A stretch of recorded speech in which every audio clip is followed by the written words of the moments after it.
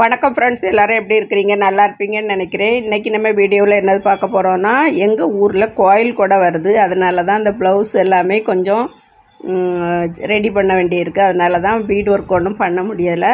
நான் இன்றைக்கி பாசி எடுத்து தான் எனக்கு ப்ளவுஸுக்கு பீட் ஒர்க் பண்ண போகிறேன். அதை தான் உங்கள் கூட ஷேர் பண்ணலாம் அப்படின்னு சொல்லி போட்டுக்கிட்டு இருக்கேன்.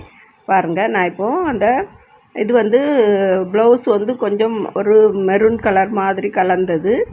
அது சாரி பச்சை கலர். அதனால் நான் மிஷின்லே பாபினில் அந்த நூல் சுற்றி எடுத்து அதை பச்சை கலரில் 2 சைட்லேயுமே தையல் போட்டு எடுத்து வச்சுருக்கேன். அதுக்கு பிறகு தான் பாசி கொறுக்கிறதுக்கு ஆரம்பிக்கிறேன். பாருங்கள், நான் உங்களுக்கு ஜூம் பண்ணி காட்டுறேன். பாருங்கள், அந்த பச்சை கலரில் சைடில் 2 சைடுமே 2 தையல் போட்டு எடுத்து வச்சுக்கிட்டு தான் பீட் ஒர்க் பண்ணுறேன். அதுக்கு நான் என்ன செய்திருக்கேன், அந்த மெரூன் கலர்லேயே நூல் எடுத்து வச்சுருக்கேன். ஊசியில் கோர்த்து வச்சுட்டு, அதாவது இது 2mm பீடு. நல்லா ரவுண்டாக அழகாக இருந்துச்சு. அந்த பீடு கொஞ்சம் வெள்ளை கலர் மாதிரி கலந்தது, கொஞ்சம் பிங்க் கலரும், லைட் பிங்க் மாதிரி. அது லேசாக தெரியுது, பியூர் வெள்ளையும் இல்லை. அந்த பாசியும் அந்த சுகர் பீடு இந்த ஸ்டீல் கலரில் உள்ளது. நல்ல அழகான ஆரி ஒர்க்குக்கெல்லாம் யூஸ் பண்ணக்கூடிய பாசி தான். அதுவும் வாங்கி வச்சுருந்தேன், அதை தான் போட்டிருக்கேன்.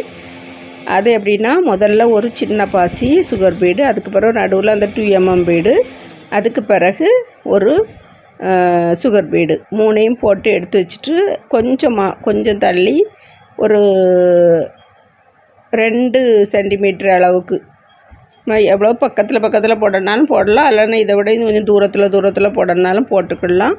ஆனால் போட்டுட்டு எடுக்கும்போது அடுத்த பாசி போடுறதுக்கு முன்னே ஒரு நாட் போட்டுருங்க. அல்லது நமக்கு ஒரு பாசி பிரிஞ்சாலுமே இந்த ஆரி ஒர்க்கில் பிரிஞ்சு வர்றது மாதிரி வந்துடும்.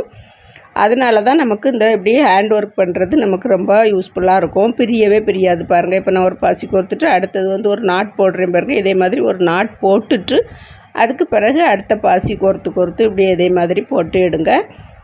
அது பார்க்கறதுக்கு ஃபினிஷிங் லுக் ரொம்ப அழகாக இருந்துச்சு, நல்லா வந்திருந்து. இதை தான் நான் கோயில் கொடைக்கு நான் ரெடி பண்ணி வச்சுருக்கேன். பாருங்கள், நான் இப்போ உங்களுக்கு போட்டுட்டு ஃபினிஷிங் லுக்கு எப்படி இருக்குது அப்படிங்கிறதையுமே உங்கள் கூட ஷேர் பண்ண போகிறேன் ஃப்ரெண்ட்ஸ். எல்லாம் செய்து முடிச்சுட்டு காமிக்கிறேன். ஒரு தடவை பாசி போட்டு முடிச்சுட்டு அடுத்தது கண்டிப்பாக அந்த நாட் போட்டிருக்கேன் ஃப்ரெண்ட்ஸ். அப்போ தான் நமக்கு பிரிஞ்சு வரவே வராது. நான் அதே மாதிரி தான் செய்து எடுத்து வச்சுருக்கேன். பாருங்கள், இதே மாதிரி ஒரு நாட் போட்டுட்டு அடுத்து பாசி போட ஆரம்பிக்க. பாருங்கள், இப்போ ஃபினிஷிங் லுக்கு இப்படி தான் இருந்துச்சு. பார்க்குறதுக்கு ரொம்ப அழகாக இருக்குது. பாருங்கள், நான் கழுத்துமே ரவுண்டு கழுத்து வைக்கலை. அதாவது பின் பக்கத்தில் அதை வி ஷேப்பு பிறகு நேரே வர்றது மாதிரி வச்சுருந்தேன். அழகாக இருக்குது.